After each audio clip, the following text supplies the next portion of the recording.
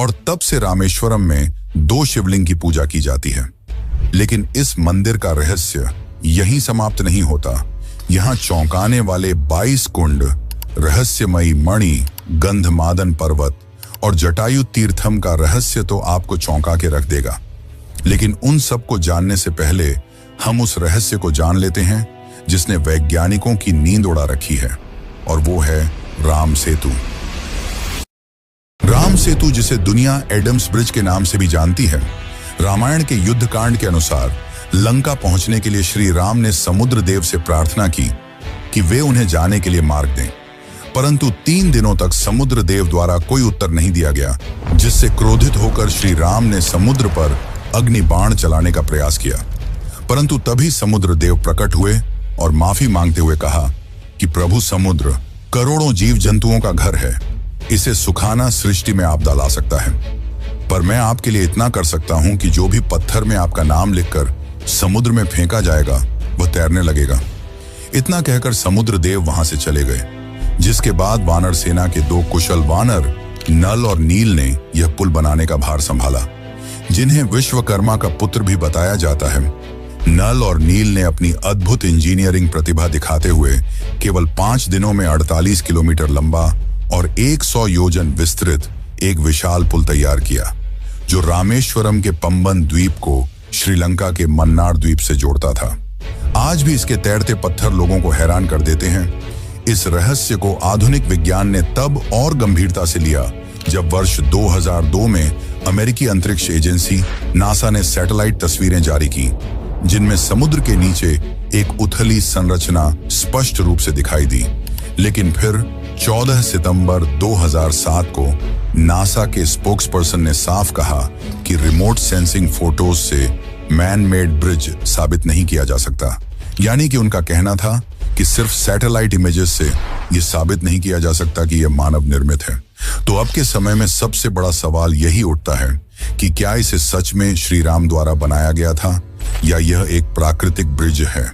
विज्ञान की माने तो वह इसे अक्सर नेचुरल लाइमस्टोन शोल्स की श्रृंखला कहता है, और माना जाता है कि कभी यह एक लैंड कनेक्शन यानी कि पूरी तरह से जमीन रही होगी, पर समय और समुद्र के स्तर में उतार चढ़ाव होने के कारण यह बस एक चेन की तरह बची हुई है। लेकिन फिर सबसे चौंकाने वाली बात यह सामने आती है कि राम सेतु में इस्तेमाल किए गए पत्थर लगभग 7000 साल पुराने हैं, जबकि जिस रेत के ऊपर ये पत्थर रखे गए हैं वह केवल 4000 साल पुरानी है। आखिर यह 3000 साल का गैप कैसे? यह बात आज भी वैज्ञानिकों को हैरान कर देती है। लेकिन इससे यह जरूर साबित हो जाता है कि यह कोई प्राकृतिक संरचना नहीं, बल्कि जानबूझकर बनाई गई एक मानव निर्मित इंजीनियरिंग का कमाल है। हाल ही में 2018 से 2023 के बीच भारतीय अंतरिक्ष अनुसंधान संगठन ने नासा के उपग्रह डेटा के साथ मिलकर इस सेतु का एक विस्तृत 10 मीटर रेजोल्यूशन वाला नक्शा तैयार किया है, जो इस प्राचीन संरचना की सूक्ष्म जानकारी प्रदान करता है। लेकिन इस पुल का सबसे बड़ा चमत्कार है इसके तैरते हुए पत्थर, जिन्हें आज भी रामेश्वरम के हनुमान मंदिर और आसपास के क्षेत्रों में देखा जा सकता है। विज्ञान के अनुसार इन तैरते पत्थरों का कारण है इनकी डेंसिटी, यानी कि अगर किसी पत्थर में बहुत ज्यादा छोटे छोटे पोर्स या होल्स हों तो वह पानी से हल्का हो सकता है और कुछ समय तक तैर भी सकता है, और इन्हें पुमाइस पत्थर कहा जाता है। ये पत्थर ज्वालामुखी से निकलने वाले गर्म लावे और हवा के संपर्क से बनते हैं। जब लावा तेजी से ठंडा होता है तो उसके भीतर हवा के बुलबुले फंस जाते हैं, जो पत्थर को स्पंज जैसा हल्का बना देते हैं, और इसी कारण पत्थर पानी पर तैरते हैं। लेकिन सबसे चौंकाने वाली बात तो यह कि रामेश्वरम के पत्थर सामान्य पत्थरों जितने ही भारी हैं, और विज्ञान कहता है कि पुमीस पत्थर कुछ समय तक पानी में तैर सकते हैं, पर रामेश्वरम के पत्थर तो आज भी हजारों साल बाद तैरते हैं, जो वैज्ञानिकों को हैरान कर देता है। साथ ही रहस्यमयी बात तो यह है कि रामेश्वरम के आसपास पिछले हजारों वर्षों में किसी ज्वालामुखी का कोई अस्तित्व नहीं रहा है। ऐसे में सवाल उठता है कि अगर ये पुमीस पत्थर हैं तो इतनी विशाल मात्रा में ये यहां आए कहां से? ये सारे प्रश्न आज भी लोगों को हैरान कर देते हैं, चाहे इसे धार्मिक आस्था कहें या प्राचीन इंजीनियरिंग का शिखर। राम सेतु आज भी विज्ञान और विश्वास के बीच एक ऐसा पुल है जिसे पार करना अभी बाकी है, लेकिन रामेश्वरम में सिर्फ यही चमत्कार नहीं है। यहाँ के 22 कुंड और धनुषकोडी का रहस्य तो आपको और भी ज्यादा चकित कर देगा। तो चलिए अब उन रहस्यों को भी जान लेते हैं। रामेश्वरम मंदिर की आध्यात्मिक यात्रा तब तक अधूरी मानी जाती है जब तक श्रद्धालु इसके परिसर में स्थित 22 पवित्र कुंडों में स्नान नहीं कर लेते। ये कुंड, जिन्हें तीर्थम कहा जाता है, न केवल आस्था का केंद्र है बल्कि स्थापत्य और प्रकृति का एक ऐसा अनसुलझा रहस्य भी है जो आधुनिक विज्ञान को आज भी चुनौती देता है। पौराणिक मान्यताओं के अनुसार जब भगवान श्री राम लंका विजय के बाद लौटे तो उन्होंने अपने 22 बाणों के प्रहार से इन कुंडों का निर्माण किया था। स्कंद पुराण के अनुसार इन कुंडों को श्री राम के उन्हीं अभेद्य बाणों का प्रतीक माना जाता है और यहाँ स्नान करना किसी बड़ी तपस्या के समान पुण्यदायी है। इन कुंडों का सबसे बड़ा चमत्कार इनका पानी है। रामेश्वरम मंदिर चारों ओर से खारे समुद्र से घिरा हुआ है, लेकिन मंदिर के भीतर स्थित इन कुंडों से निकलने वाला जल पूरी तरह से मीठा और शीतल है। आखिर इसका क्या रहस्य है? भूवैज्ञानिकों के अनुसार समुद्र के किनारे कई द्वीपों में फ्रेश वाटर लेंस बनती है, यानी बारिश का पानी जमीन के भीतर इकट्ठा होकर खारे पानी के ऊपर एक मीठे पानी की परत की तरह तैरता है। भारत सरकार की सेंट्रल ग्राउंड वाटर बोर्ड की रामनाथापुरम डिस्ट्रिक्ट रिपोर्ट भी यही बताती है कि कोस्टल हिस्सों में नीचे की ओर पानी खारा होता है और फ्रेश वाटर ऊपर लेंस की तरह मौजूद रह सकती है।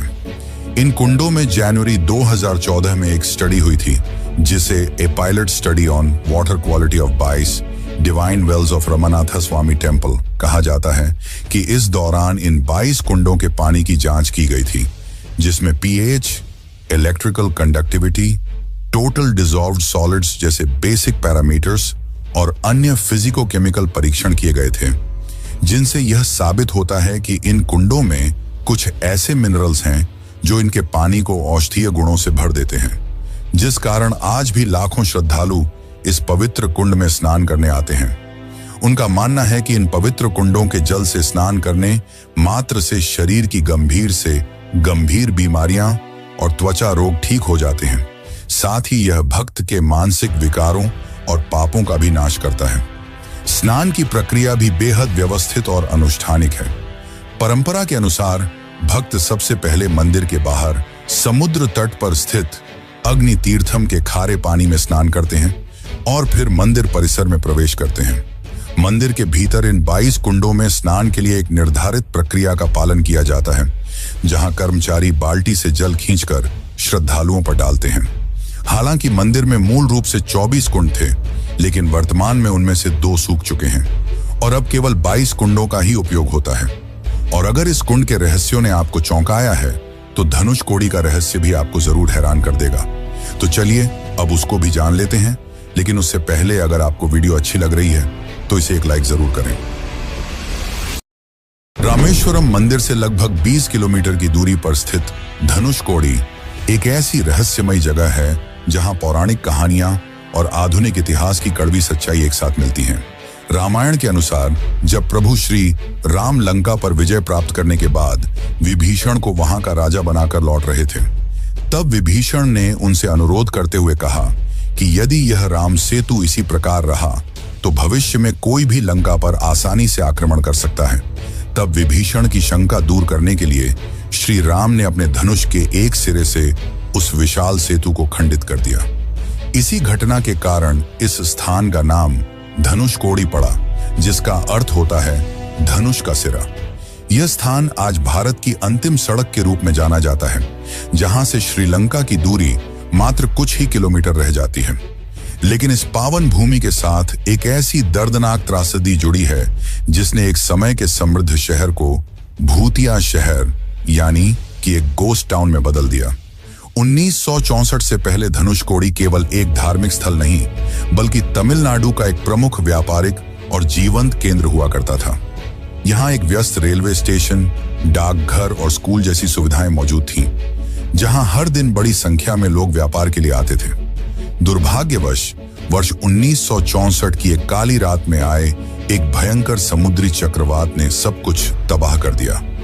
इस शक्तिशाली तूफान ने पूरे शहर को अपनी चपेट में ले लिया और इसे मलबे और खंडहरों में तब्दील कर दिया। इस भीषण आपदा के बाद भारत सरकार ने इस शहर को रहने के लिए असुरक्षित घोषित कर दिया, जिसके बाद से यहाँ कोई भी स्थायी रूप से नहीं रहता। आज धनुषकोडी पर्यटकों के लिए एक रोमांचक आकर्षण का केंद्र बन चुका है, जहां लोग उन पुरानी इमारतों के ढांचों को देखने और भारत के अंतिम छोर की खामोशी को महसूस करने आते हैं। और यहीं से थोड़ी दूर पर हमें गंधमादन पर्वत मिलता है, जो रामेश्वरम द्वीप की सबसे ऊंची और पवित्र पहाड़ी मानी जाती है। मंदिर से करीब 1.5 मील उत्तर पूर्व में स्थित इस पहाड़ी का संबंध सीधे रामायण के निर्णायक क्षणों से है। लोक कथाओं और स्कंद पुराण के संदर्भ बताते हैं कि इसी स्थान से पवन पुत्र हनुमान ने माता सीता की खोज में समुद्र लांघने के लिए अपनी ऐतिहासिक छलांग लगाई थी। आज यहाँ एक भव्य पादुका मंदिर स्थित है, जहाँ भगवान श्री राम के चरण चिन्हों की पूजा की जाती है। कहा जाता है कि श्री राम ने लंका पर चढ़ाई से पहले इसी पर्वत पर अपनी विशाल सेना का संगठन किया था और पहली बार यहाँ से लंका के तटों को देखा था। इस ऐतिहासिक पल की स्मृति में यहाँ साक्षी हनुमान का मंदिर भी बना है और कुछ स्रोतों के अनुसार आज भी महाबली हनुमान गंधमादन पर्वत पर निवास करते हैं और उन्हें भगवान विष्णु के अंतिम अवतार कल्कि की प्रतीक्षा है। लेकिन इन सब बातों से ज्यादा एक और चीज है जो काफी ज्यादा रहस्यमयी है, और वो है शेषनाग की मणि। तो चलिए अब जानते हैं स्फटिक मणि और जटायु तीर्थम की असली कहानी। रामेश्वरम मंदिर के आध्यात्मिक वातावरण में कई ऐसी गुप्त कहानियां और रहस्य छिपे हैं जो केवल गहरी आस्था रखने वालों और प्राचीन ग्रंथों के जानकारों को ही पता है। इनमें सबसे पहला और प्रमुख रहस्य है मंदिर के गर्भगृह में छिपी वह चमत्कारी मणि, जिसके दर्शन पाना किसी सौभाग्य से कम नहीं माना जाता। यह दुर्लभ स्फटिक मणि भगवान विष्णु के शैया रूपी शेषनाग से संबंधित मानी जाती है। धार्मिक मान्यताओं के अनुसार जब भगवान श्री राम ने यहाँ शिवलिंग की स्थापना की थी, तब स्वयं शेषनाग ने प्रकट होकर इस दिव्य मणि को शिवलिंग के ऊपर अर्पित किया था। इस मणि का रहस्य इसकी गोपनीयता में है। इसके दर्शन केवल ब्रह्म मुहूर्त के दौरान, यानी सुबह 4 बजे से 5 बजे के बीच ही किए जा सकते हैं। भक्तों का अटूट विश्वास है कि इस मणि के दर्शन मात्र से ही उन्हें असीमित ऊर्जा और आत्मिक शांति प्राप्त होती है। रामेश्वरम की इस पवित्र